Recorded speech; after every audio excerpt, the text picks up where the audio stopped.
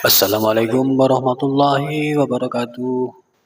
Bismillahirrahmanirrahim. Alhamdulillahirrahmanirrahim. Wassalatu wassalamu ala asrafil anbiya'i wa mursalin wa ala alihi wa sahbihi rasulillahi ajma'in. Amma ba'du. Pada rekan-rekan semuanya, pada malam hari ini kita akan melanjutkan pengajian kita. Malam hari ini hari Selasa jam 2 malam tanggal berapa ya? Tanggal 9 apa ya? 9 Juli tahun 2025. Nanti bisa dicek nih. Hari Selasa ini tanggal 8 atau 9? 9 Juli tahun 2025. Di tempat tirakatan saya ini ya, saya sudah hampir 5 tahun tirakatan sini semenjak mama saya sakit sampai mama saya meninggal. Bahkan setelah meninggal ini udah lewat sekitar 145 hari saya masih selalu tirakatan di sini. Pembahasan kita takwil mimpi malam ini adalah tentang menara masjid. Yang kemarin sebelumnya tentang masjid. Oh ya, ini kitab yang saya baca ini adalah kitab Tafsirul Ahlam, artinya tafsir mimpi. Penulisnya Muhammad Ibnu Sirin, penerbit Maktabah As-Safa Kairo Mesir, yang diterjemahkan oleh Dr. Syihabuddin dan Asep Sofyan SPD. Jadi ini kitab terjemahan, kitab tafsir mimpi yang diterbitkan oleh Gema Insani Depok, Jawa Barat. Ada tebal ini, ada berapa halaman ini? Semuanya ada. Kita lihat halamannya. 363 halaman. Jadi kitabnya sangat tebal sekali. Oke. Sekarang kita lanjutkan. Saya cuma membaca dan menjelaskan yang perlu dijelaskan aja sedikit-sedikit. Saya tidak akan berkata apapun yang menyimpang dari kitab ini. Karena kitab ini adalah bukan kitab main-main ya. Ini adalah kitab ulama besar waktu zaman Rasulullah, yaitu generasi pertama Rasulullah. Soalnya Ibnu Sirin ini adalah anaknya dari sahabat Nabi.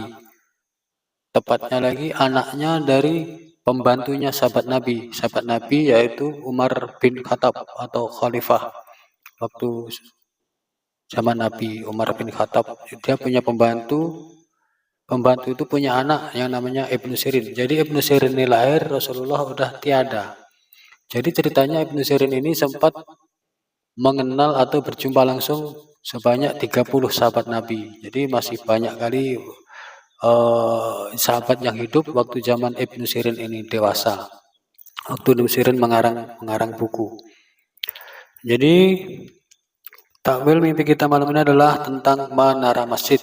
Kata Ibnu Sirin, langsung aja, menara masjid ditakwilkan dengan seseorang yang dikunjungi oleh khalayak ramai atau orang banyak untuk melakukan kebaikan.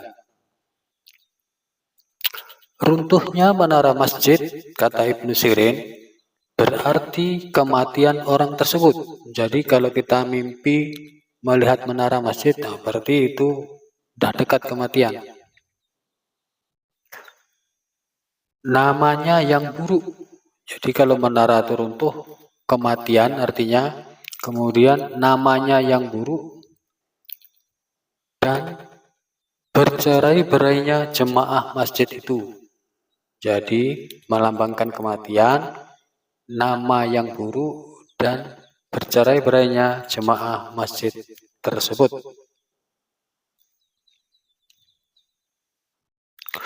Selanjutnya, jika kita melihat dalam mimpi menara masjid jami' atau masjid yang besar, masjid jami' itu, kalau di sini mungkin masjid raya, ditakwilkan dengan seseorang yang mengajak manusia kepada agama Allah Subhanahu wa Ta'ala. Menara masjid jami' ditakwilkan dengan seseorang yang mengajak kepada agama Allah. Jadi kita kalau melihat dalam mimpi menara masjid raya, masjid besar itu ditakwilkan orang yang mengajak kepada agama Allah, artinya dia pendai atau ustadz atau kiai. Orang yang mimpi itu akan menjadi pemuka agama, begitulah mungkin yang dimaksud dengan ini ya, dengan Ibnu Sirin. Soalnya ini kitab terjemahan, jadi minta maaf, mungkin penerjemahnya ini masih kurang pas dalam menerjemahkan kitab dari bahasa Arab. Jadi namanya buku terjemahan itu tidak ada yang sempurna. Seperti saya pernah kuliah dulu pakai buku terjemahan bahasa Inggris, dari buku Inggris itu luar biasa. Rata-rata susah dipahami, muter-muter. Soalnya kalau terjemahan ini kan sesuai bidangnya. Kalau dia ilmu IPS, terjemahannya itu lain dengan ilmu IPA. Yang IPA aja biologi dengan fisika itu terjemahannya kadang lain. Ada istilah-istilah khusus ya kan. Pokoknya dalam kelautan ada istilah booming, water booming gitu kan. Atau ada istilah upwelling, up atas, welling pusaran ke atas. Itu artinya kan kalau di dalam ilmu kelautan kan bukan itu artinya. Up atas, welling pusaran atas. Sedangkan dalam kelautan artinya itu pergerakan arus dari bawah ke atas. Jadi kalau kita menerjemahkan cuman textbook itu akan lebih susah dipahami orang seperti ini kan. Jadi kita maklum aja, namanya kitab terjemahan. Menara Masjid Jami' ditampilkan dengan seseorang yang mengajak manusia kepada agama Allah, atau orang itu akan menjadi pemuka agama atau ustadz atau kiai. Kemudian jika bermimpi jatuh dari menara masjid ke dalam sumur. Jadi kalau kita mimpi jatuh dari menara masjid langsung ke dalam sumur, di bawah menara itu ada sumur, kita jatuh dalam sumur, itu artinya apa? Maka kata Ibnu Sirin, ini mengartikan akan hilangnya kekuasaan orang itu. Orang yang jatuh dalam mimpi itu akan hilang. Atau orang yang mimpi, kalau dia sendiri yang jatuh, akan hilang kekuasaannya. Kalau dia kepala rumah tangga, akan hilang kekuasaan rumah tangganya. Mungkin akan cerai atau istrinya akan kabur, entah kayak mana gitu kan. Kalau kita presiden, mungkin mau dikudeta seperti zaman Soeharto dulu contohnya, zaman Orde Baru, itu artinya ya. Kemudian mimpi itu juga artinya jatuh dari menara ke dalam sumur itu juga menunjukkan bahwa dia akan menikah dengan seseorang perempuan yang buruk akhlaknya. Jadi arti jatuh dari menara masjid ke sumur itu mimpinya apa artinya buruk? Ada dua arti. Yang pertama akan hilang kekuasaan. Yang kedua ini agak bagus artinya, yaitu karena dia akan menikah. Kalau dia laki-laki belum menikah, dia akan menikah, tapi akan menikah dengan perempuan yang buruk akhlaknya. Itu pula berita jeleknya kan. Padahal dia telah memiliki istri yang beragama dan cantik. Subhanallah, astagfirullahaladzim. Rupanya kalau kita mimpi jatuh dari menara masjid ke dalam sumur, itu kalau orang yang udah beristri akan menikah lagi, akan poligami, tapi akan menikah dengan wanita yang lebih jelek dari istri pertama. Itu kesimpulannya. Jadi kalau kita mau menikah lagi, kita udah punya istri, kalau dia masih lajang, dia akan menikah dengan perempuan yang buruk akhlaknya. Tapi kalau dia laki-laki yang udah beristri, dia akan menikah lagi, akan poligami, tapi menikah dengan istri yang lebih jelek tabiatnya atau sifatnya atau akhlaknya dari istri pertama. Jadi ini mimpi jatuh dari menara ini peringatan agar supaya niat kita, rencana kita jangan dilanjutkan, karena namanya mimpi itu adalah rata-rata peringatan bagi yang pemimpi atau orang yang ada dalam mimpi tersebut, peringatan yang akan terjadi dari Allah Subhanahu wa taala. Selanjutnya saya lanjutkan baca. Kata Ibnu Sirin, seorang arsitek bermimpi naik ke menara. Apabila kita seorang teknik sipil, kita seorang arsitek yang menggambar bangunan untuk dibangun. Apabila seorang arsitek bermimpi naik ke mana menara masjid yang besar, dan menara itu terbuat dari kayu, lalu dia azan, maka mimpi orang tersebut dijelaskan oleh penakwil, atau kalau dia tanyakan kepada penakwil atau penerjemah mimpi atau penafsir mimpi, maka penakwil akan berkata, kata Ibnu Sirin, kamu akan memperoleh kekuasaan, kekuatan, dan kepeloporan dalam berinfak. Kemudian kata Ibnu Sirin, tidak lama kemudian setelah itu, maka pelaku mimpi itu menjadi gubernur Balka. Masya Allah. Jadi ceritanya ini ada seseorang menjumpai Ibnu Sirin ya. Orang itu minta tolong ditafsirkan mimpinya. Yaitu dia seorang arsitek dia. Arsitek itu adalah orang teknik sipil. Orang yang menggambar-gambar bangunan yang akan dibangun itu, bangunan besar. Dia mimpi naik ke menara masjid yang besar. Menara itu besar. Menara masjid itu besar dan terbuat dari kayu. Lalu dia azan di atas itu. Maka ini mimpinya adalah bagus. Jadi tidak lama setelah itu, maka mimpinya menjadi kenyataan sebagaimana yang ditafsirkan oleh Ibnu Sirin. Itu kata Ibnu Sirin. Kata Ibnu Sirin, waktu orang itu bertanya, apa artinya mimpi saya? Saya seorang arsitek naik ke menara dan azan di atas. Kata Ibnu Sirin di sini, Ibnu Sirin menjawab dengan kalimat langsung pada orang itu, kamu akan memperoleh kekuasaan, kekuatan, dan kepeloporan dalam berinfak. Kepeloporan itu berarti orang yang mempelopori, orang yang pertama-tama gitu kan, dalam berinfak. Kok berinfak? Tapi ternyata beberapa waktu kemudian, si pelaku mimpi atau orang arsitek itu ternyata menjadi gubernur. Masya Allah. Jadi kata Ibnu Sirin, kamu akan memperoleh kekuasaan. Betul. Jadi dia memperoleh kekuasaan, kemudian kekuatan, dan kepeloporan dalam berinfak. Jadi mimpi naik dalam menara, kemudian azan itu ada 3 artinya. Akan memperoleh kekuasaan, kekuatan kekuasaan itu boleh dikatakan sama lah, dan kepeloporan dalam berinfak. Kepeloporan dalam berinfak ini orang yang pelopori infak, sedekah itu. Pokoknya dalam suatu kampung, dalam suatu kaum, orang itu pelit-pelit, jarang berinfak, maka ada orang pertama yang mengajak berinfak, mencontohkan infak, itulah namanya kepeloporan infak. Tapi dalam hal ini tidak cocok. Yang cocok adalah kata Ibnu Sirin, kamu akan memperoleh kekuasaan dan kekuatan. Luar biasa. Selanjutnya, kata Ibnu Sirin, diceritakan bahwa seseorang telah dililit utang sebanyak 10.000 dirham, kata Ibnu Sirin. Kemudian orang itu, kata Ibnu Sirin, dirundung kesulitan ekonomi artinya.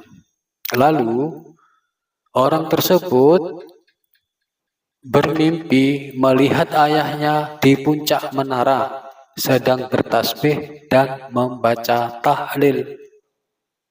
Begitu melihatnya, si pemimpi itu mendoakannya. Begitu melihatnya, maksudnya orang bapaknya yang di atas menara yang sedang bertasbih dan membaca tahlil itu, begitu melihat orang yang mimpi itu, maka bapaknya itu langsung mendoakan dia. Kemudian si pemimpi ini langsung terbangun. Lalu keesokan harinya si pemimpi ini mencari Ibnu Sirin untuk bertanya tentang arti mimpinya. Maka Ibnu Sirin menjelaskan, katanya kepada orang itu, menara menunjukkan keluhuran dan ketinggian yang akan diraih bapakmu. Kata si pemimpi itu, wahai Ibnu Sirin, tapi ayahku telah meninggal, kata dia. Maka Ibnu Sirin membalas lagi dengan mengatakan, bukankah kamu anaknya? Kata si mimpi, benar Ibnu Sirin. Kemudian kata Ibnu Sirin lagi, Mudah-mudahan kamu menjadi ulama atau penguasa. Tasbih yang dilakukan oleh ayahmu lantaran kamu berada dalam kedukaan dan kesedihan, maka Allah Subhanahu wa Ta'ala akan memberikan jalan keluar bagimu. Karena Allah Subhanahu wa Ta'ala berfirman dalam surat Al-Anbiya ayat 87 yang artinya, kata Ibnu Sirin, ini masih kata Ibnu Sirin ya, waktu menjelaskan mimpi ke orang itu, dia mentafsirkan mimpi itu bukan sembarang tafsir ngarang-ngarang, tapi berdasarkan Al-Quran dan Sunnah ya. Dalam hal ini dia mengutip surah Al-Anbiya ayat 87, yang artinya, kata Ibnu Sirin, maka dia berdoa dalam keadaan yang sangat gelap. Tidak ada Tuhan selain Engkau, Engkau Allah, Maha Suci Engkau Allah, sungguh aku termasuk orang-orang yang salim. Kata Ibnu Sirin membacakan arti surat Al-Anbiya ayat 87 kepada si pemimpi itu. Kemudian tidak lama berselang setelah terjadi perbincangan antara pemimpi dengan Ibnu Sirin tersebut, tiba-tiba seseorang memegang tangannya seraya berkata, "Kamukah si kurma kering?" Aduh, ini gimana ceritanya? Tidak lama berselang, tiba-tiba seseorang memegang tangan si pemimpi seraya berkata, "Kamukah si kurma kering?"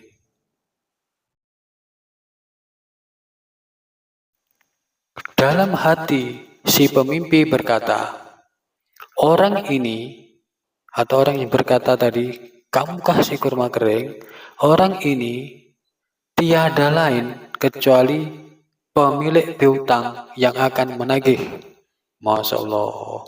Tiba-tiba ya setelah pemimpi itu jumpa Ibnu Sirin minta tafsirkan mimpi, dia pulang, kemudian tiba-tiba ada orang datang yang menjumpai si pemimpi dengan memegang tangannya sambil berkata, "Kamukah si kurma kering?" katanya.